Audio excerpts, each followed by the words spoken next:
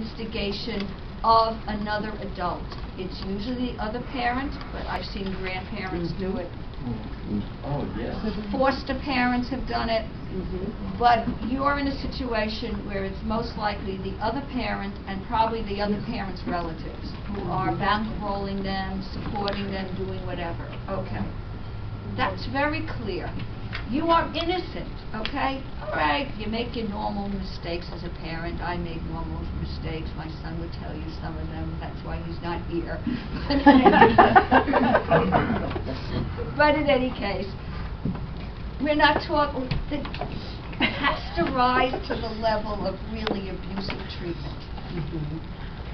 I worked in foster care and adoption for 24 years before I went into private practice as a family therapist. I worked with thousands of kids who were truly abused and neglected.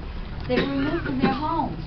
And what became cognitive dissonance for me was that none of these kids ever rejected a parent.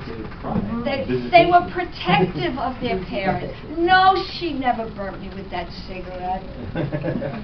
You know. You know, these are not scars from a cigarette. The dog nipped me, you know. The dog just happened to have had a cigarette in his eye. These kids begged for their visits. They begged to go home. Now you're comparing them to a population of kids where all CPS cases are unfounded. And why did they suddenly reject? It didn't make sense. You remember the line from South Pacific? You have to be carefully taught to hate and fear. It's true. But then you throw in, which I put in my book, especially a parent. So, you know, this is so anti-instinctual. So, okay, so you're a normal parent who's made their normal mistakes through trial and error, and no child will reject you when the other parent was normal. Okay? Normal meaning they would not engage in alienation, because this is abnormal behavior. Okay, so now we're comparing it to estrangement. And I'm going to be more technical here because there's primary estrangement and secondary estrangement. Primary estrangement is if both parents are engaging in a process where you're turning the child against the other, but the child is aligning with one of the parents, okay? And the parent has actually, the estranged parent has actually done something that has risen to the level.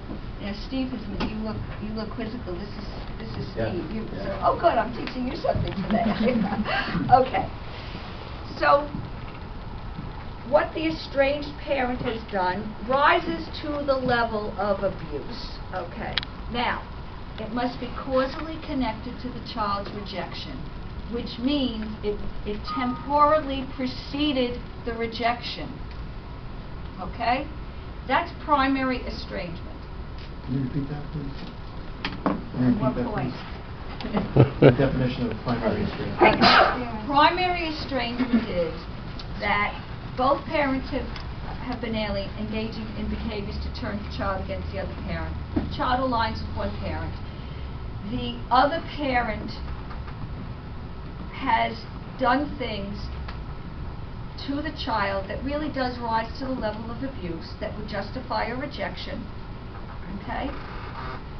And it must be causally connected to the child's rejection. In other words, it happened before the rejection, okay? So that the rejection was in a response to the estrangement, okay? The reason this is important is that where secondary estrangement comes in. Secondary estrangement is what happens to most alienated parents. The child has abused you, primary and secondary. Your child has abused you. They've made false allegations against you. They're doing everything in their power to disrespect you. And you're not supposed to be angry? You're not supposed to have a reaction?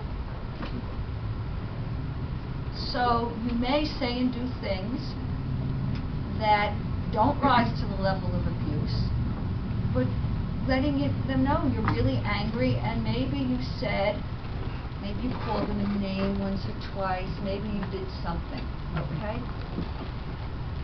That is not alienation, and that is not true primary estrangement. You have to make that distinction because they're going to get you in court for it. We're human. We're going to react to being maltreated by a child. So we're not testifying in court, and I know that you're not perfect, and you're human. And they, well, look what they did. And I said, all right, I understand that. I said, you know what? If my child did that to me, I'd probably have the same reaction. In fact, I bet every therapist in this courtroom would have the same reaction. And probably have. And won't admit it. Exactly.